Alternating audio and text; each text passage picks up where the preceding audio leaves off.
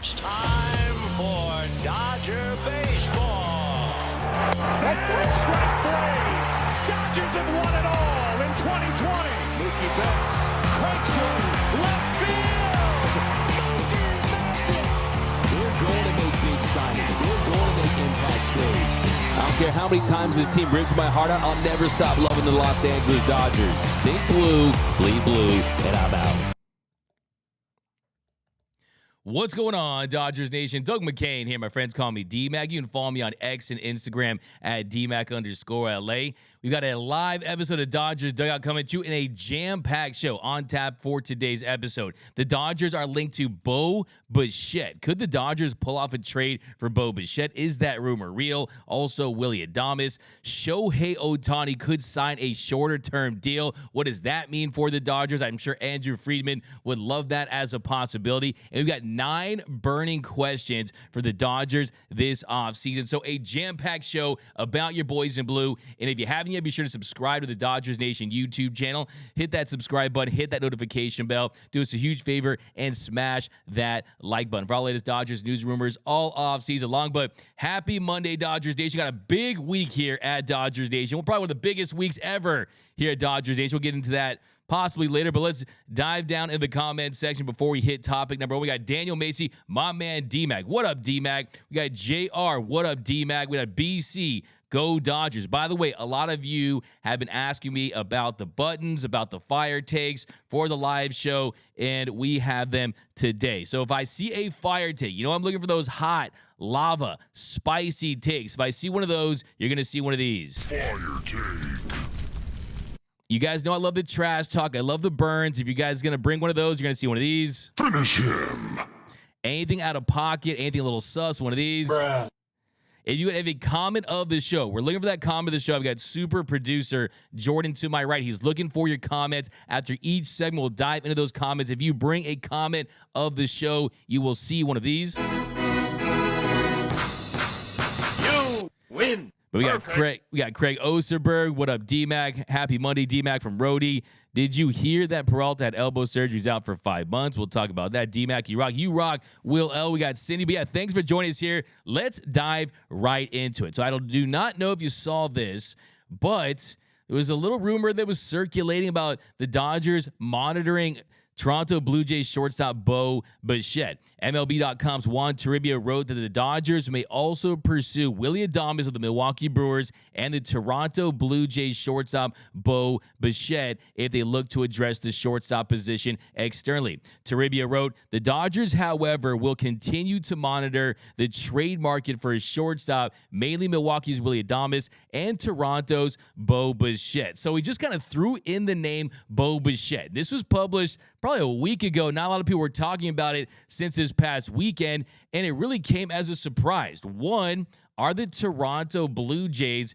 really looking to trade away Bo Bichette? I mean, this is a team that they're committed to winning now. They made the playoffs a year ago. This year didn't go as planned, but still, you saw that they haven't made that deep run. But you have a lot of win-now players. Vladimir Guerrero Jr., they went out and signed George Springer a few years ago. I will say, you look at some of their free agents, 4 of their 9 starters. For the 9 starters in that lineup, guys like Matt Chapman, right? They are free agents this offseason. Now, I don't think that's enough to say, okay, let's blow up a young core of Vladimir Guerrero Jr. and George Springer and Bo Bichette. I don't think it's enough to do that. I do find it very interesting to see that name included. Now, first thing, how good of a player is Bo Bichette? How many years of team control is he under? Well, Bichette has 2 years left on his contract before potentially becoming a free agent after the 2025 season. Bichette is in the second year of a 3-year, $33.6 million deal that he signed with the Blue Jays back last February. He had a great year again. He made his second All-Star team. He's led the American League in hits 2 of the last 3 seasons. And if you look at his numbers compared to other shortstop, he is truly elite. He's one of the elite shortstops in Major League Baseball. He hit .305 last year. That was second behind Corey Seager. Had a .338 on base percentage. That was 6th. A .480 slugging percentage. That was 4th. Hit 29 doubles, 20 home runs. That was 8th. And had a 3.8 F4. That was 9th among qualified shortstops. Now, what he is as a player is someone that can hit close to 300 or over, can get you between 20 and 30 home runs, between 30 and 40 doubles. Defensively, he's average to below average, had a 5 defensive run save last season. That was tied with Corey Seager. Did post a 4.6 UZR 150. That is 6th in Major League Baseball, but you don't have him on your team for his defense. He is a bat first, offensive first shortstop, and he's someone that has star potential as well. Well, he's got the bow flow. We call him Show Bichette. He's someone that definitely would benefit from being in LA. There's a marketability aspect to it. And like I said, he truly is one of the best hitters in Major League Baseball. If you look at his career, 5 years, if you look at his batting average, the lowest it's ever been was 290, and that was in 2022. If you look at his OPS plus for his career, it's at 126. So he's been 26% above league average throughout his career. So, Bo Bichette can rake. There's no doubt about that.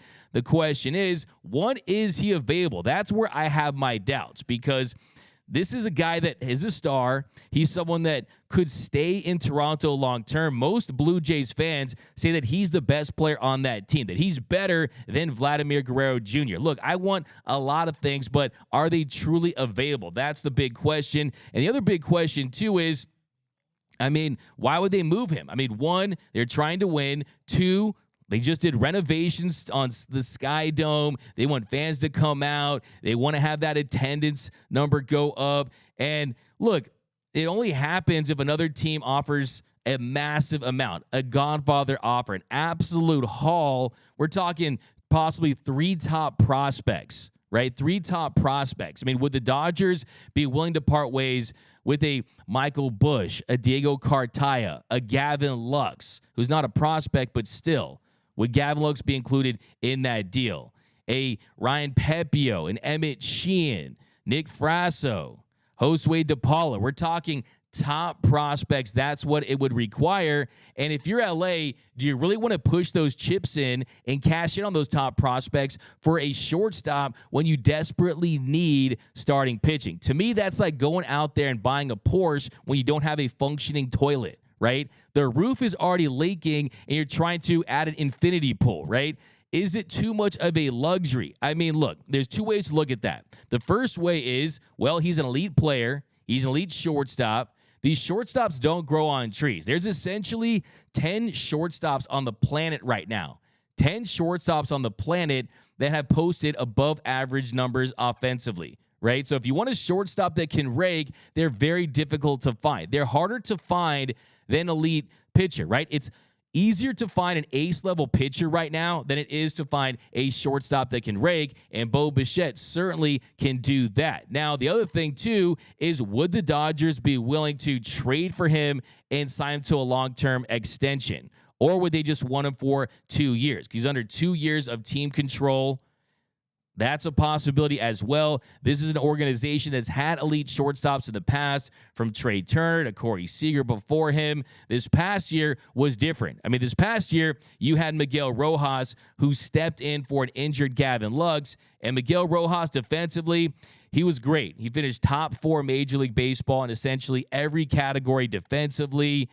Defensive runs saved, outs above average. You saw the highlight plays all year. And I think in a year that you had the restricted shift for the first time, it did make sense to have a glove-first shortstop as you're transitioning. But offensively, he had a 66 OPS plus, hit 236. So really was the first time in a while that we saw this Dodgers team have a below-average offensive shortstop, albeit someone that performed well defensively with the glove, but I'm not so sure that made a ton of sense. It made a lot of sense at the time, but long term really kind of banks on, can Gavin Lux be that guy? So the next big question is, do you believe in Gavin Lux? And let me know down below in the comment section. On a scale of 1 to 10, what is your confidence level that Gavin Lux will ultimately be the long-term shortstop for the Dodgers? Can he be that long-term solution for LA? I definitely think that it behooves the Dodgers to still give Gavin Lux that opportunity. Now, will it happen in year 1 coming off a torn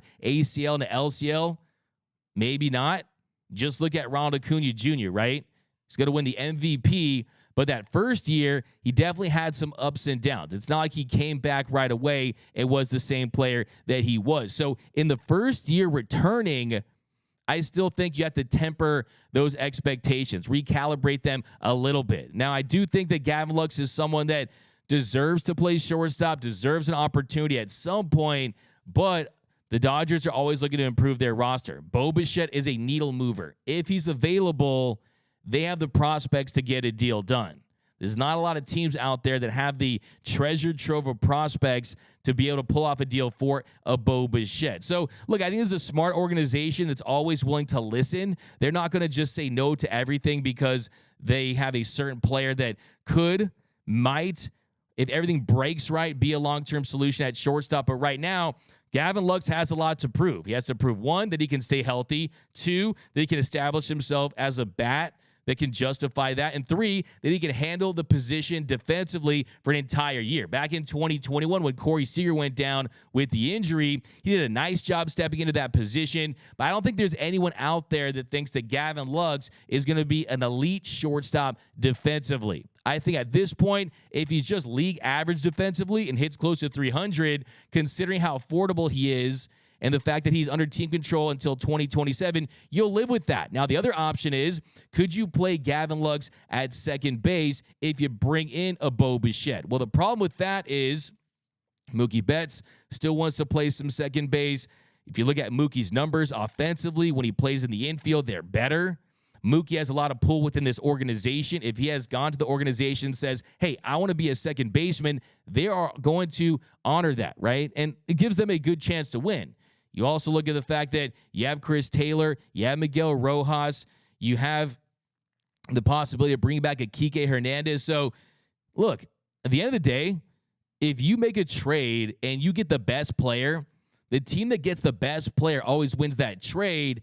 But if trading for a Bo Bichette means that you're not going to trade for one of these potential elite starters that are available, then I think that you have to for sure address that first. Now, maybe the Dodgers are out there saying, you know what, we can address the starting pitching through free agency.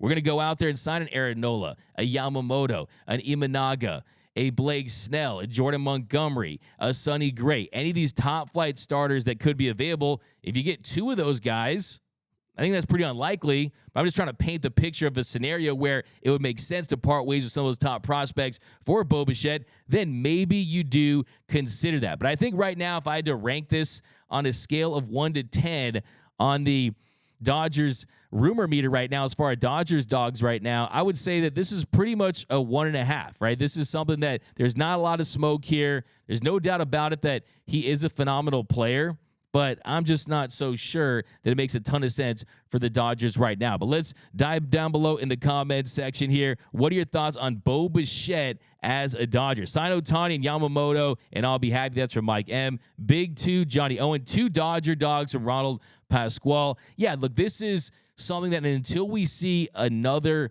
report on it from another insider that's saying, okay, the Toronto Blue Jays are listening to offers for Bo Bichette, I'm going to refuse that he's even available, okay? I don't even think that he's available right now. I don't think that's the case. I think that he's their best player. He's a big star. He's Show Bichette.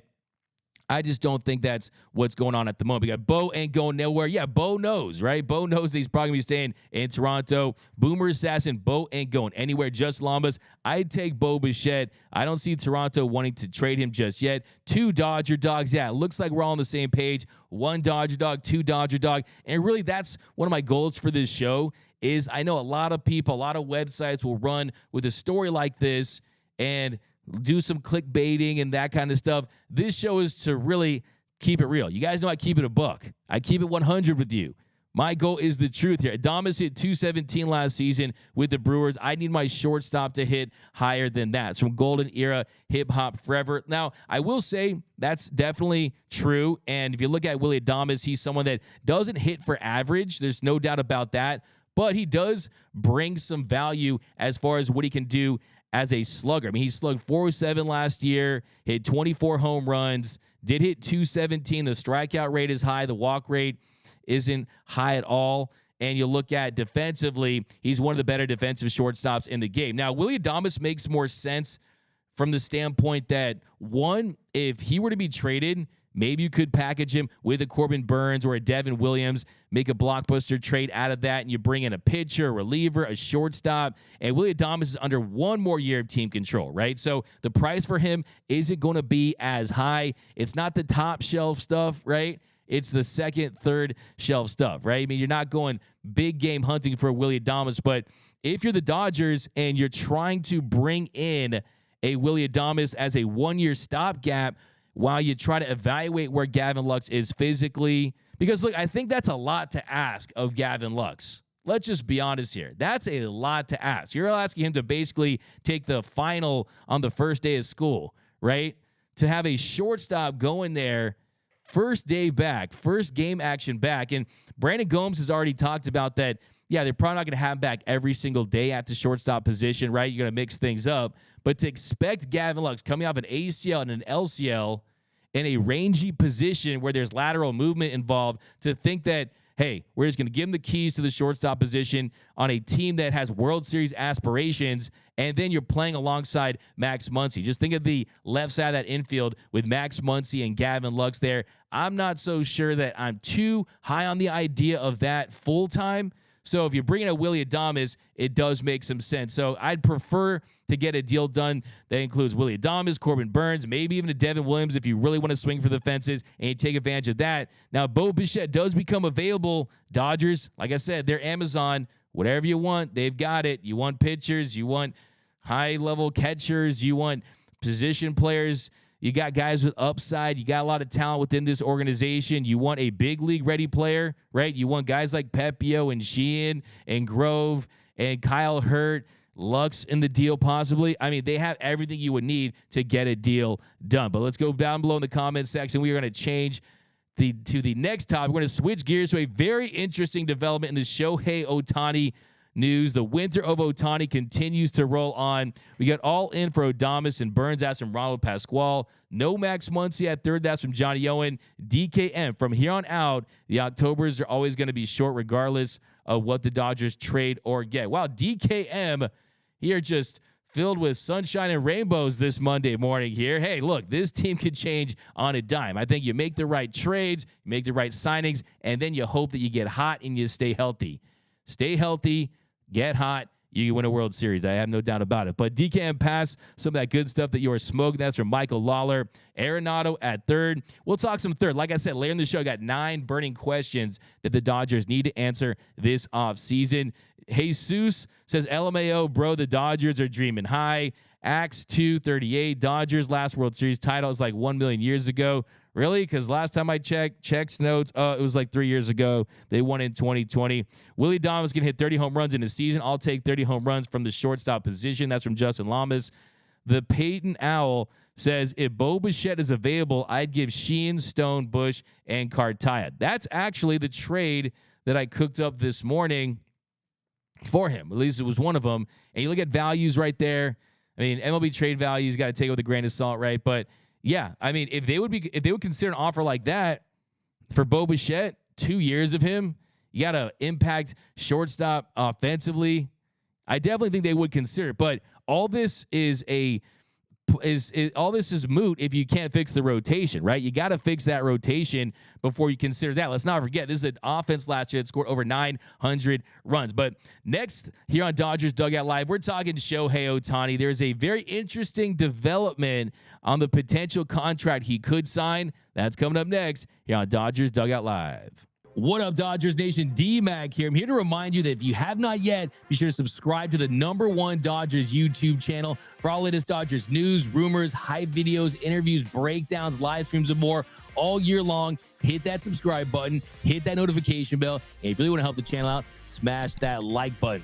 Also, you will not be eligible for any of our giveaways unless you are subscribed to the channel. So all you need to do to be eligible for all of our giveaways is just make sure that you are subscribed. We just gave away a brand new authentic Mookie Betts jersey valued at over $350. And we got tons of giveaways coming this offseason. So be sure to be subscribed so you are eligible to win. And as always, think blue, bleed blue, and please subscribe.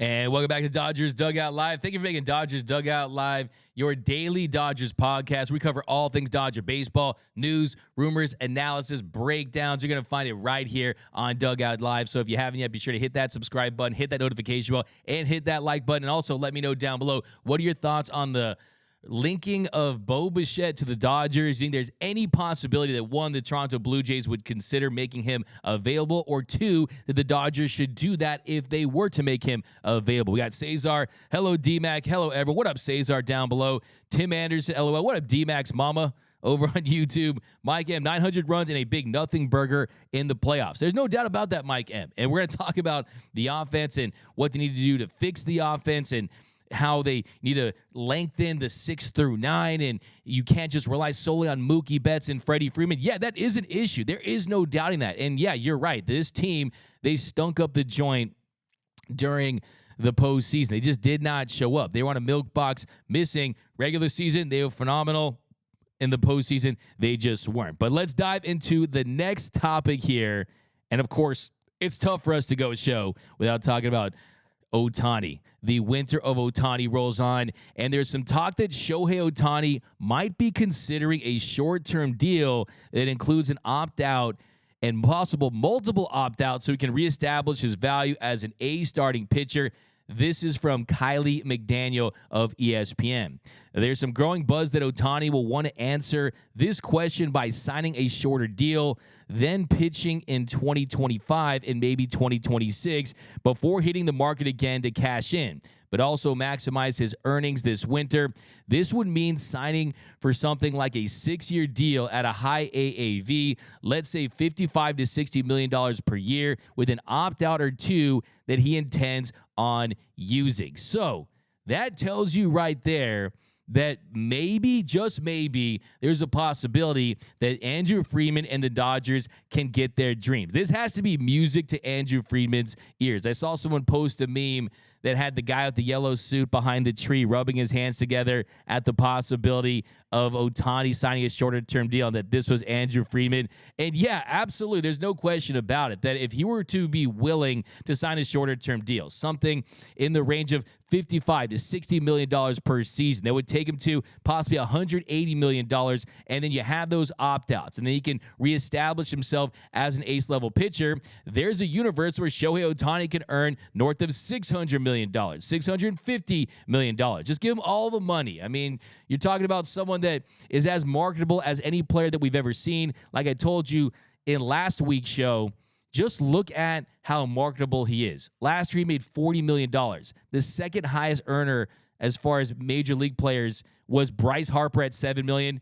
Aaron Judge, the MVP on the Yankees in New York, the biggest market, he made $4.5 million. So he doesn't just move the needle, he is the needle. And I think the big question for Ohtani is, does he really want to put himself in a position where he's jumping to different teams? Or does he want to reestablish his roots on another franchise and start the process of going after a World Series title? Now, as a pitcher, this last season, he went 10-5, had a 3.14 ERA, a 1.06 whip in 23 starts. The strikeout numbers, they were sky high. When he was on, he was unhittable once again. And look, there's no doubting that he is an ace-level pitcher. Like I was saying a few days ago, this guy is a Traducan of Corey Seager, Matt Olson, and Jacob deGrom, Dylan Cease, an elite pitcher and an elite hitter, right? You roll that into one, you put that in the pot, and you mix it up, you have one of the most unique players that this game has ever seen. No, check that, the most unique player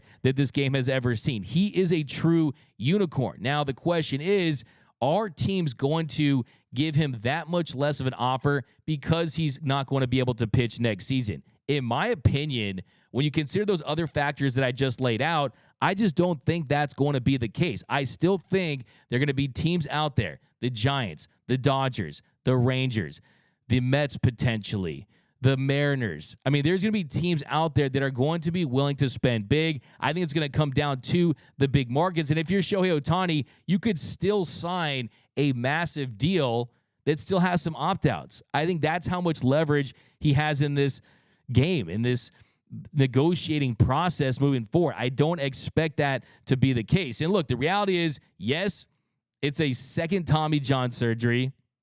There's no doubting that. But he's Shohei Ohtani, right? I mean, if you look at his strikeouts per nine, last year was at 11.39. That was ninth in Major League Baseball. If you look at the expected numbers, under 4 expected FIP, a 358. So you could still see him being a contributor as a pitcher. But still, that wasn't going to last the duration of his contract. If you're Shohei Ohtani, if you were to sign a shorter-term deal with some opt-outs, then by the time you get to the negotiating table, teams are going to wonder how much longer are you going to be able to pitch and are you going to be able to hit. If I'm Ohtani, I get this deal done now. I sign for north of $500 million with the Dodgers, right? And then you just go after championships. I think that has to be the move. McDaniel also suggests that if he goes this route, I mean, talking 55 and 60 million. I mean, that would be around 180 million, the same amount that they were trying to give Bryce Harper. And that's a lot less than $500 to $600 million. I think that Ohtani, it's not just about the money. I think that it's about setting records. I think you want to be the highest AAV ever. I think you want to set the possible years record as well. But let's not deny this. A shorter-term deal that absolutely falls in with Andrew Freeman's philosophies as far as shorter-term deals with higher AAVs. It mitigates the risk on the back end. It maintains flexibility so you can go after other players and address other needs. On the same token, let's not forget, this is the franchise that gave Mookie Betts a 12-year, $365 million deal. This is the same franchise that gave a Freddie Freeman, who was north of 30, a 6-year, $162 million deal. So let's not act like this organization isn't willing to give money to top-level players when they're the right guy. If Freeman really wants them, and there's reports out there that he's, quote, obsessed with Shohei Ohtani, I'm pretty sure he's going to do whatever it takes. Give him $500+ million. Give him anything that he needs to make sure that he's in Dodger blue and helping this team win World Series and putting butts in the seats and selling sponsorships and jerseys. I don't care, like I said a few weeks ago. Make him Shohei Owner-Tani. Give him an ownership stake. Of course, I'm kidding about that, but still. I mean, they're going to go to great lengths to get him, and I just don't think that's going to come down to that. But I will say that why would Ohtani want to do this? Why would Shohei Ohtani want to go this route? Well, one, it would potentially open up his market for teams that couldn't afford him at a $500 or $600 million price. It would open up his market to other teams out there that could win a World Series next season that would otherwise not be in the mix for Shohei. Maybe the Atlanta Braves, right? Maybe some other teams out there that could compete next season, and then you reestablish yourself as a starting pitcher in 2025, and then you re-enter the market after hopefully winning a World Series and checking that box off for your legacy. Maybe that's it.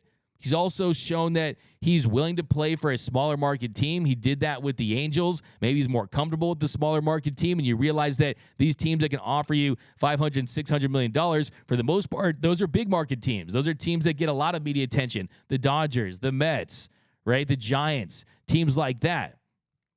So maybe he's more comfortable with having that optionality, having that flexibility, being able to explore other markets and really open things up. He's shown some interest in the Cubs in the past. I mean, what we've learned with Shohei Ohtani is Shohei shocked the world once with signing with the Angels. Shohei could shock the world again if he signs with a lesser market team. Now, I personally think at the end of the day that Shohei is going to sign with the team for $500+ million. I personally believe that he's going to set that record, and he wants to join an organization that, one, can help him consistently win, two, be able to have patience with him and allow him to do what he wants.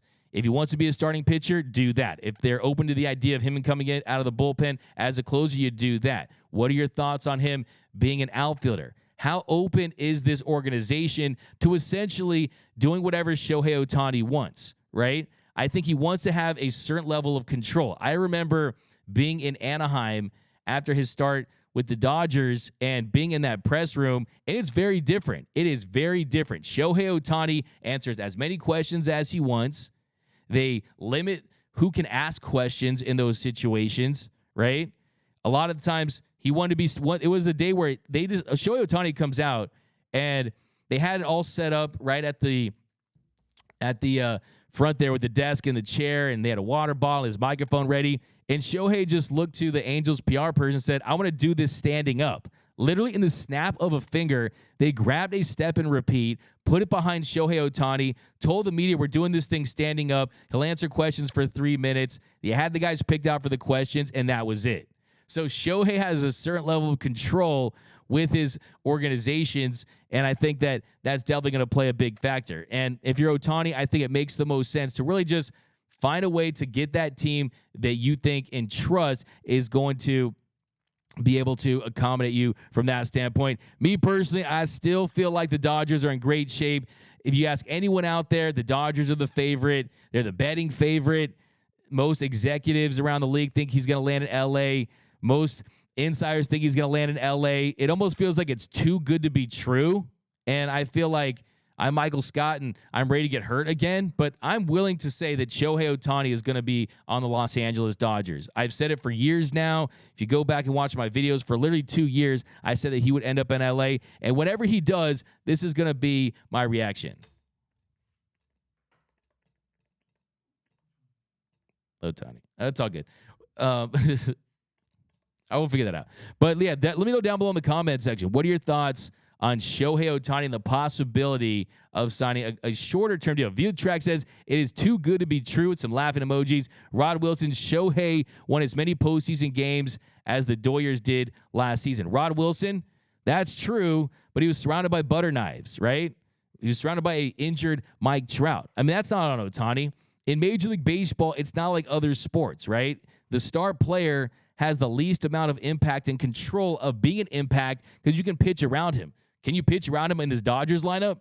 Can you pitch around him when he's sandwiched in between Freddie Freeman and potentially Will Smith and Max Muncy and guys like that? The answer is no. Only question is, do you bat him in the 2-hole or the 3-hole? I think I go back and forth. Sometimes you look at him at the 2-hole and you say he's faster than Freddie Freeman, can be a little more of a dynamic base runner. The 3-hole hits for more power than Freddie. He could drive in more runs. These are champagne problems, right? These are champagne problems for the Dodgers. Yeah, let's get Tom Candiotti back. That's from Kermit. That's a fire take. Roland. That's such a goofy thing to say. What if Ohtani goes to the Rangers or the Braves? Hey, exactly. I mean, why not? I mean, he can do what he wants. At the end of the day, I think it's really funny out there, people saying, oh, the Dodgers failed if they don't get Shohei Ohtani. I would only say that is if reports come out after the fact that the Dodgers didn't meet any offer that he received, right? If the Dodgers said, okay, our best and final is 4 years, $180 million, right? Guy in the yellow suit behind the tree, wiping his hands for the shorter term deal. If they don't back up the Brinks trucks, plural, right? I mean, we're talking about what Jeff Bezos makes in a couple hours type money, right? If we don't go that route, then I would be disappointed. But at the end of the day, I think we have to remind ourselves that it's the player's decision. It's called free agency. Free agency. They are free to sign wherever they want. And sometimes it doesn't only come down to money. It's about fit. It's about cities. It's about how comfortable they are within an organization. So it's not always about just the money. But let's dive back in the comment section. Cobra Commander, package deal, Trout and Ohtani. We need sold starters and 2 solid closers. Okay, Roy Estrada, get Ohtani in the Dodgers uniform and everything else will work out. Give him the contract he wants long term. She said, we got, I was referring to the goofy, Roland said, I was referring to the goofy thing to the guy who said Ohtani won the same amount of playoff games as the Dodgers. Oh, yeah, no, absolutely. I mean, you can't hold that against players, man. It's the whole meme. Have you guys seen the meme where it's a shack, right? It's like a trailer park and there's a shack and there's the Bugatti parked there. He was the Bugatti parked at the trailer park in the shack, right? That's who he was. It's basically 2 Bugattis in Mike Trout and Shohei Ohtani. But yeah, you can't fault him for that. D-Max Mama, Andrew Friedman, you have to sign Shohei Ohtani. Please do it for my son. He's been depressed for 2 years now. Okay, that's a... Bruh. And... Finish him. My man, D-Max father, LOL. Man, my whole family's in the chat right here. I got my father, my son, my mama. Man, can't wait for Thanksgiving. We'll talk all about this. DCAM, no deal ain't happening this year. We got Victor Banos. I take the DeLorean to 2024. Ohtani is a Dodger, and Montgomery is starting Game 7 of the World Series. The flux capacitor fail, so I had to get back. I don't know the final result. That's a comment of the day just because I'm the biggest Back to the Future fan. So, Dodger dog. well, you're the Dodger dog of the game, but you're also going to get the you win. You win. Perfect. Michael Carrillo, the front office needs to be responsible for these last few years' failure. Look, I mean, this team, this organization, I agree with you. I do think that this organization, you need to make power moves this offseason because you showed us last year. Don't listen to what they say. Watch what they do. Last year, they showed us with their actions that they only want to sign shorter-term deals to open that flexibility. So you saved all your money, right? Last year was like, okay, hey, Mom, I want to go to McDonald's. And Mom said, no, we're going to eat at home. We ate at home last couple years, and maybe we ate some Tapa ramen, right? Now we're trying to go out, and we're trying to spend big. So that's going to be the most interesting thing. We got D-Mac, Andrew Friedman, better make his Ohtani face. That's a fire take. That's a Ohtani in the closet in 2030. Trade Roberts for Harbaugh straight up. Wow, Jim Harbaugh. Wow, the Ann Arbor Astros. But coming up in our next segment, guys, we're talking about this offseason. I got 9 burning offseason questions that the Dodgers need to answer. If they answer them correctly, they will be World Series champions. That's coming up next here on Dodgers Dugout Live. What up, Dodgers Nation? D-Mac here. I'm here to remind you that if you have not yet, be sure to subscribe to the #1 Dodgers YouTube channel for all latest Dodgers news, rumors, hype videos, interviews, breakdowns, live streams, and more all year long. Hit that subscribe button, hit that notification bell, and if you really want to help the channel out, smash that like button. Also, you will not be eligible for any of our giveaways unless you are subscribed to the channel. So all you need to do to be eligible for all of our giveaways is just make sure that you are subscribed. We just gave away a brand new authentic Mookie Betts jersey valued at over $350. And we got tons of giveaways coming this offseason. So be sure to be subscribed so you are eligible to win. And as always, think blue, bleed blue, and please subscribe. And welcome back to Dodgers Dugout Live. Thanks for rocking with us here in the morning. We got some more topics to get into. In this next topic, we're discussing the 9 burning questions the Dodgers need to answer this offseason. Do some quick hitter stuff here. And number 9 is who the Dodgers protect in the Rule 5 draft. If you look at the Dodgers roster right now, they're sitting at 35 on their 40-man roster, and that's before they sign guys like a potential Clayton Kershaw, Kike Hernandez, Ryan Brazier, and Joe Kelly. Is before they go out there and possibly make some big signings. They Shohei Ohtani, Yamamoto, Ian Minaga, and Aaron Nola, any of those signings. So they need to pay close attention to their roster. I do think there's the option of trading some of those guys on the 40-man roster, guys like a Michael Busch and a Miguel Vargas, pieces like that, if they want to address starting pitching through the trade markets. But for me, I look at who's available. You look at the Rule 5 draft. I think quickly it's going to be Nick Frasso, Landon Knack, and Hunter Fiducia. I think those are the 3 guys they're ultimately going to protect. You look at Hunter Fiducia, he could be the Austin Barnes next season. After he's gone, especially if Clayton Kershaw has retired, I think you could see him get his opportunity. All he did was rake all season long. I was pounding my fist on the table for him to get another opportunity. Nick Frasso is someone that I absolutely think deserves the first opportunity of the next wave next season. If you look at his numbers, the strikeout rate was going up. If you look at his stuff in general, has high upside.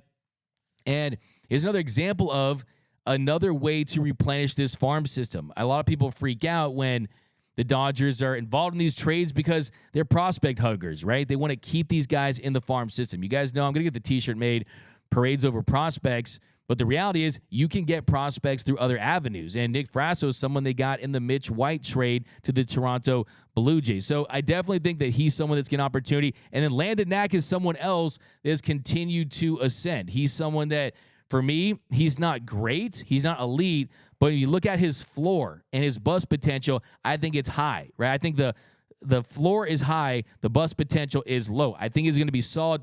I think he's going to provide quality, and I think he's someone that could be a depth piece. He's someone that another organization could see as maybe a number 3, but Landon Knack is someone else. So I think those are the 3 they're going to see protected in the Rule 5 draft on November 15th. And we're going to do a deeper dive on those 3 players. It's just a quick hitting segment on the big questions. Now, next big question is, what's the plan for Michael Busch and Miguel Vargas. One, will they be included in the trade? Will they get another opportunity? Where will that opportunity be on the diamond? If Miguel Vargas gets another opportunity, it's most likely going to be at one of the corner outfield spots. And Brandon Gomes, he said last week, I think that it's possible that Bush and Miguel Vargas are going to get opportunities in the outfield. And what that will do is that'll open up the possibility of getting them more reps because you can throw them in different situations. Gomes said, we'll just see how the rest of it plays out and how they fit in.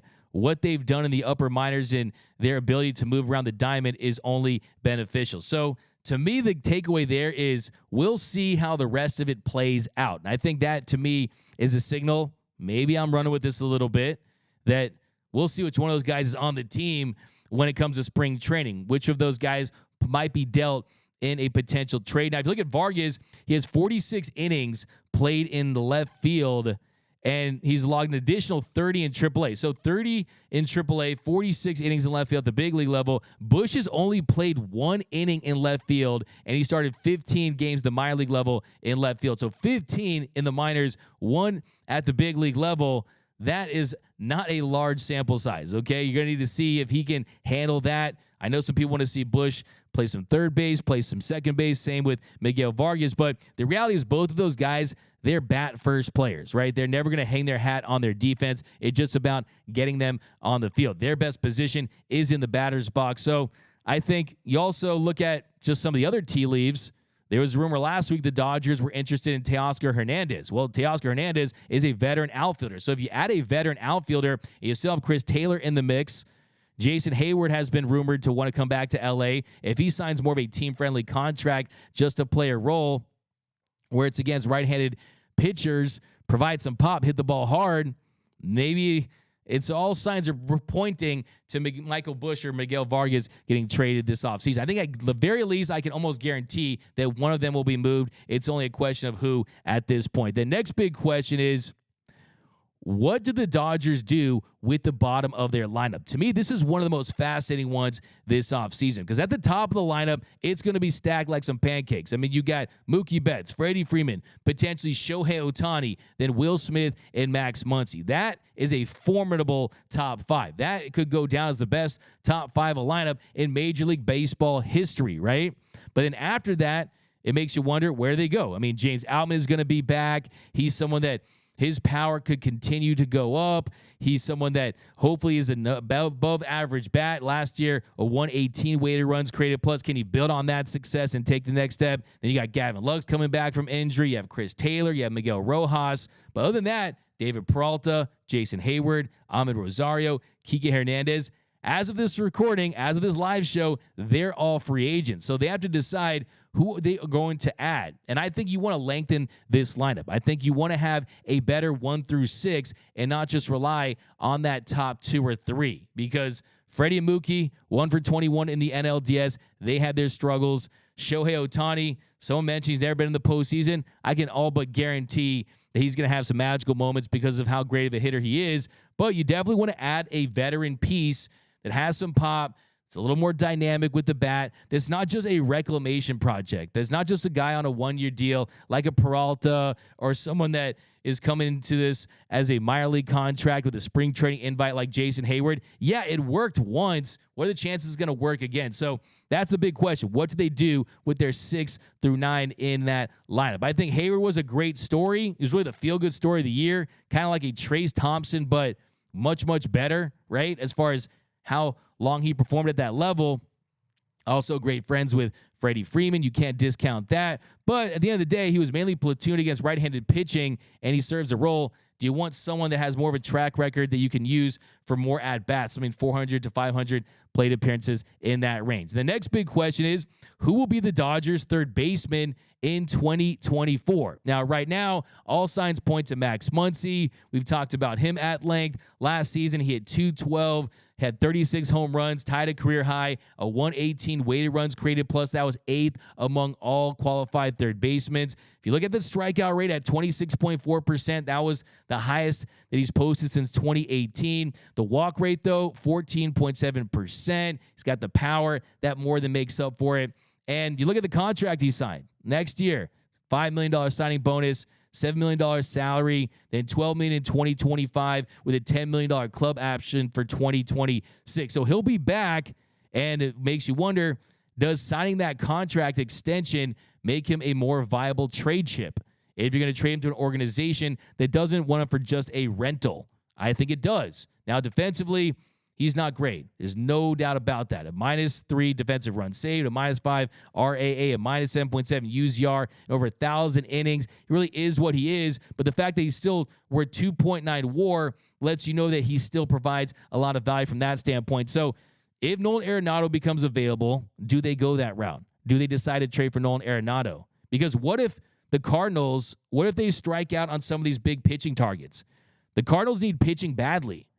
They need a Jordan Montgomery back. You need to sign a Nolan Arenado, an Aaron Nola, right? Do you go out there and make one of these big acquisitions, an Imanaga, a Yoshinobu Yamamoto? I think they're in the mix for him. But if they don't sign one of those big starting pitchers and they decide maybe we do enter a rebuild, maybe they go that route. I'm not saying it's likely, but I'm just trying to paint different scenarios. So that definitely makes you wonder, who's going to be the third baseman? If the Dodgers don't get Shohei Ohtani and they have a lot of money to spend that's burning a hole in their pocket, do you consider a Matt Chapman? Does having Matt Chapman at third base make you feel better about giving Gavin Lux that opportunity? So, big question, who will be the starting third baseman for the Dodgers next season? Then next question, who will be the starting shortstop? Who will be the starting shortstop? Is it going to be Gavin Lux? Is it going to be a combination of Gavin Lux and Miguel Rojas? Will they trade for a Willy Adames? Will they trade for a Bo Bichette and shock the baseball world and pull off a blockbuster for a Bo Bichette? I mean, like I said, first year coming off the ACL, LCL, restricted shift. This team needs to win next season. Really makes you wonder, will we see more Mookie Betts at shortstop next season? He proved that at the very least, he can handle it and play it at an average level. It means something. So who will be the starting shortstop on opening day? And what will they do at that position next year? Major, major question. Then next big question, who will fill out their rotation? I almost made this the top question, but who will fill out their rotation?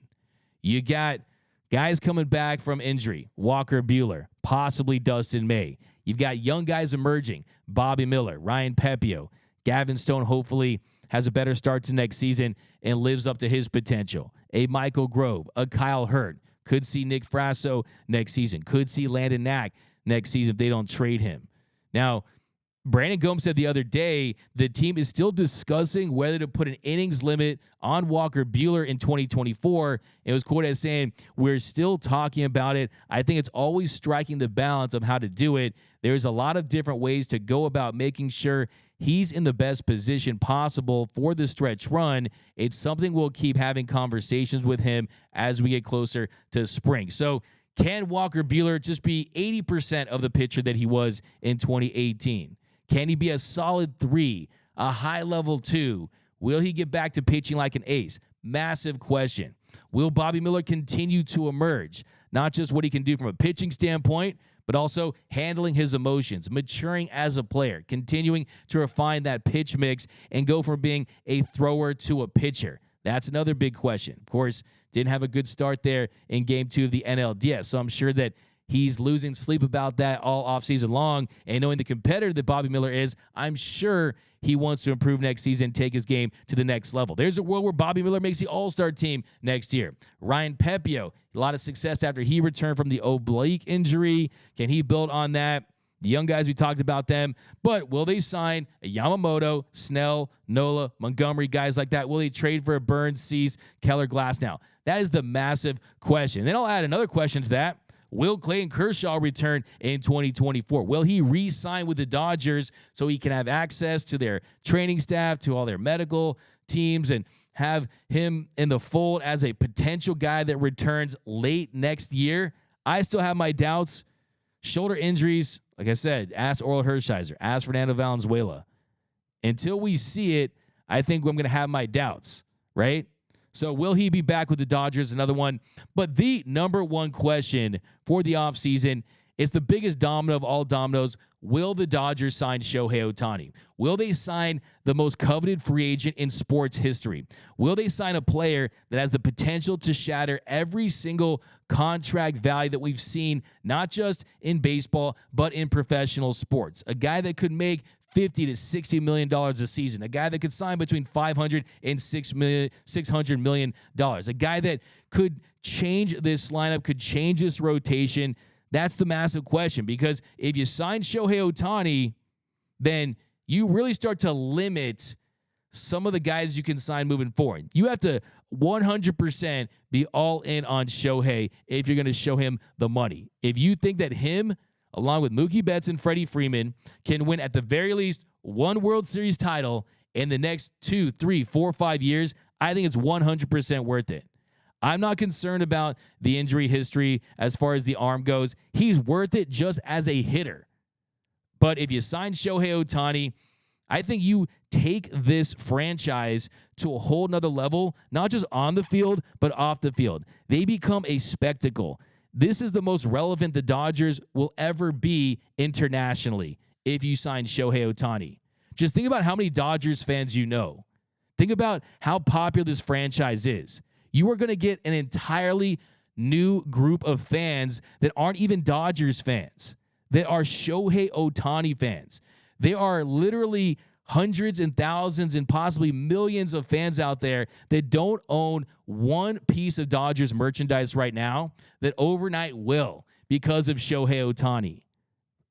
It's a big deal. It couldn't be any bigger, because if you get the biggest free agent in the history of the sport, that shows that this Dodgers team, they're in the pot. They could pass the Yankees, right? As far as, I don't call them the evil empire or anything like that, but as far as a franchise that, from a revenue standpoint, realizes the value of Shohei, they realize the value of changing the narrative for a fan base that's very frustrated right now, quite frankly, after 2 years of ineptitude in the postseason where you win 211 games but have just one postseason win.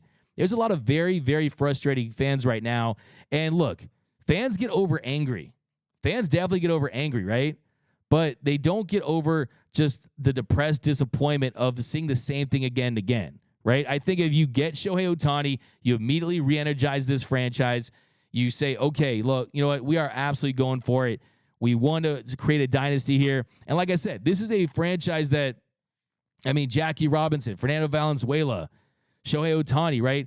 Every couple of decades, every 30 years or so, they gain a player that transcends what happens on the field, that transcends just the sport of baseball. Jackie Robinson, breaking the color barrier. Fernando Valenzuela, Fernando Mania, bringing in an entire demographic into Dodger Stadium that wasn't there. A Mexican star pitcher that they found.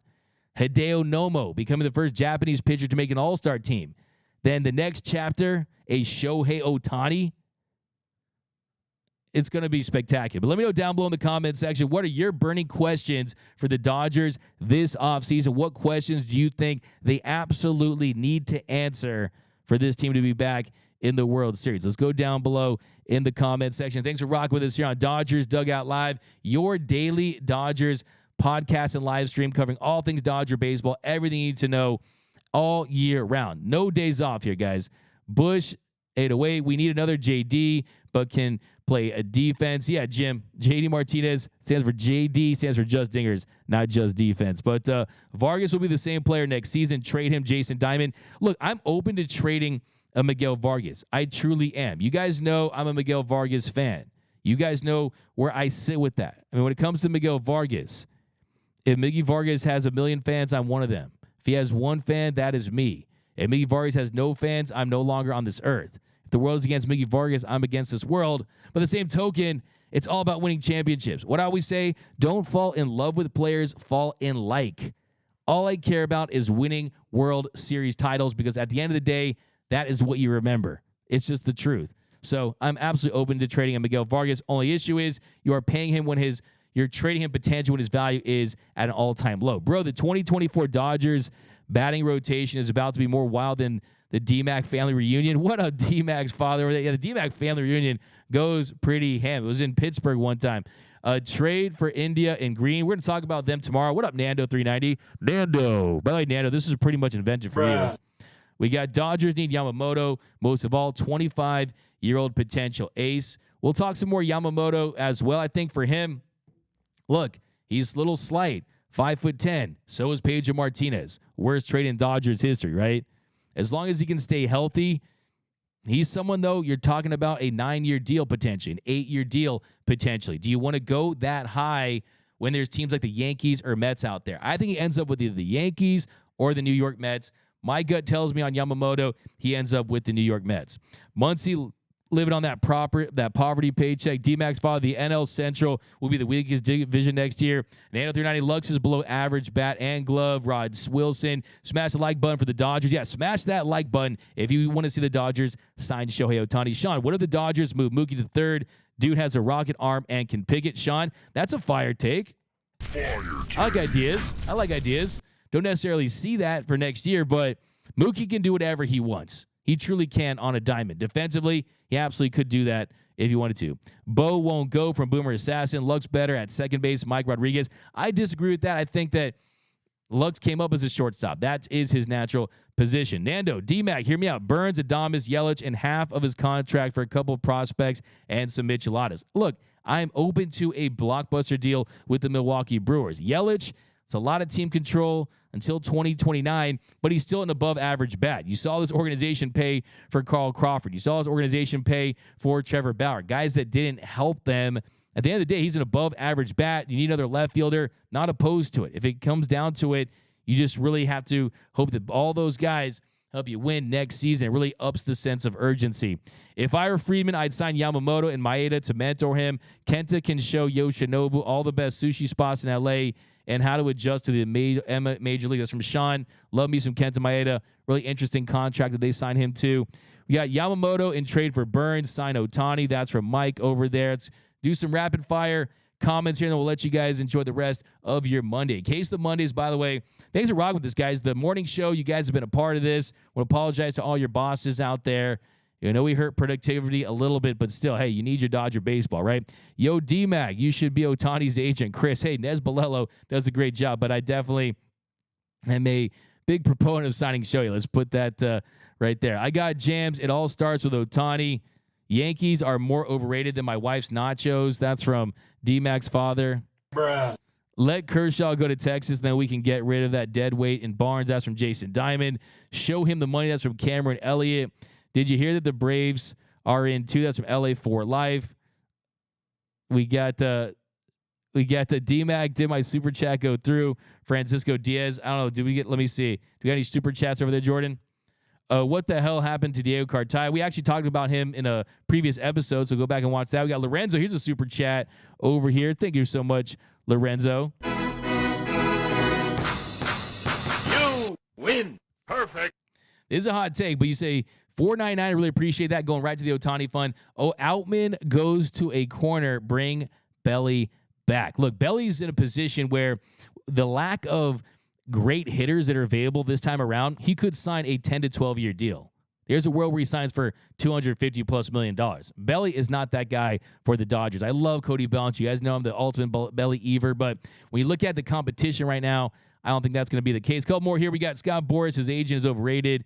We got reports Shohei intrigued by playing for the Braves. That's from Saul Peralta. And that's what we talked about earlier. Like, the Braves are a team that if he's willing to sign that shorter-term deal, maybe the Braves, a very profitable organization with Liberty Media, hey, at the price that Ohtani's going to want, you're going to make some money off it. It'd be interesting. But look at last year, though. Last year, that Braves team, they were the greatest offense ever, essentially, in the regular season. They struggled in the postseason. But Roberts came up as an outfielder. Why is he a manager? BC. A couple more here. Give Ohtani a lifetime supply of Dodger dogs. That's from Cobra Commander. Craig Osterberg says Ohtani or bust. Win. Perfect. All right, so we got Brian Cash about to fight everyone at the trade deadline for Nano. But that's going to do it for this episode of Dodgers Dugout Live. My name is Doug McCain. You can follow me on Twitter and Instagram at DMAC_LA. If you haven't yet, be sure to subscribe to the Dodgers Nation YouTube channel. Hit that subscribe button, hit that notification bell, hit that like button, drop a comment below on all your takes on all these topics. Remember, nothing brings us together quite like Dodger baseball. And until next time, think blue, bleed blue, and I'm out.